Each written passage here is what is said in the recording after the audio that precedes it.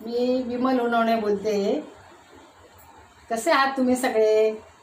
चला तर मग आपण रेसिपीला सुरुवात करूया. हे बघा, फ्रूट कस्टर्डसाठी एक डाळिंब आहे, एक ॲप्पल आहे, एक केळी पण आहे आणि 2 चिक्कू आहे. आता याच्यात मी बनवते. आणि ही कस्टर्ड पावडर आहे व्हॅनिला, मी घरीच बनवलेली आहे ती पण. त्याच्यासाठी आपल्याला अर्धा लिटर दूध घेतलं मी. अर्धा लिटर दूध, त्यातलंच मी थोडंसं 2-3 चमचे काढून घेतलं. आता यातच मी 2 चमचे व्हॅनिला पावडर एकत्र करून घेते. हे बघा, आता 2 चमचे कस्टर्ड पावडर आपण एकत्र करून घेऊ याच्यात.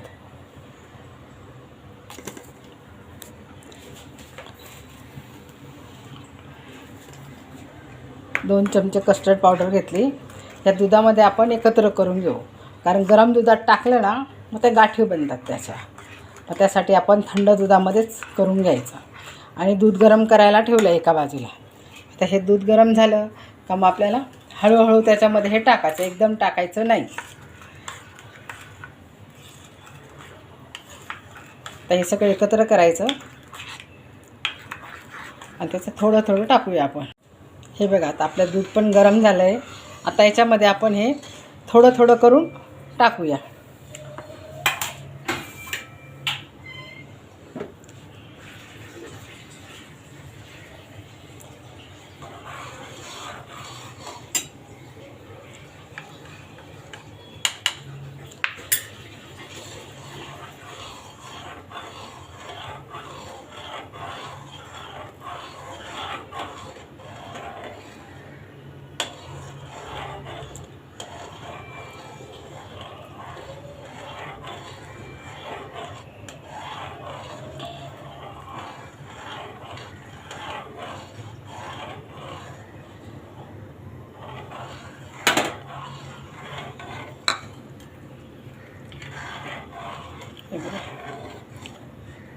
आता हे घट्ट होईपर्यंत आपल्याला जरा हलवत राहायचं.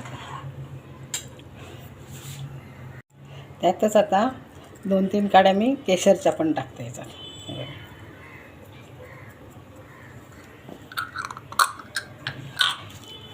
आणि थोडी साखर पण टाकते, मला आवडीनुसार टाकायचं. 2-3 चमचे टाकते मी पण. तर हे थोडं घट्ट होत आलं का मग गॅस बंद करायचा. गार झालं का मग आपले फ्रूट टाकायचे त्याच्यामध्ये. तोपर्यंत तर मी कापून घेते. हे बघा, आपलं कस्टर्ड आता शिजलं, त्याचा कच्चापणा गेला आहे. आता हे असं झालं, एवढं घट्ट झालं का काढून घ्यायचं, कारण नंतर जास्त घट्ट होतं. आणि चमच्याच्या मागे असं बघायचं आपण, असं दिसलं ना तर झालं समजायचं आपलं कस्टर्ड तयार. आता याच्यामध्ये 2 चमचे साखर टाकली मी.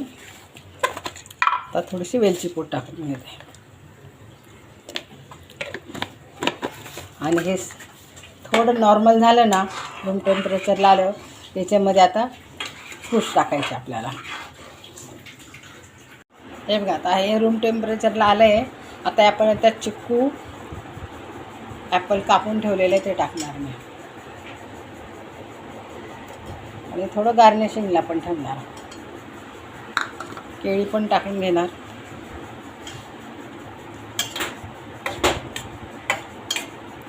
आणि डाळिंब पण टाकणार.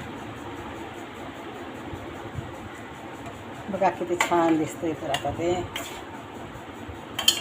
आता गार करायचं आपल्याला. फ्रीजमध्ये ठेवायचं, गार करायचं.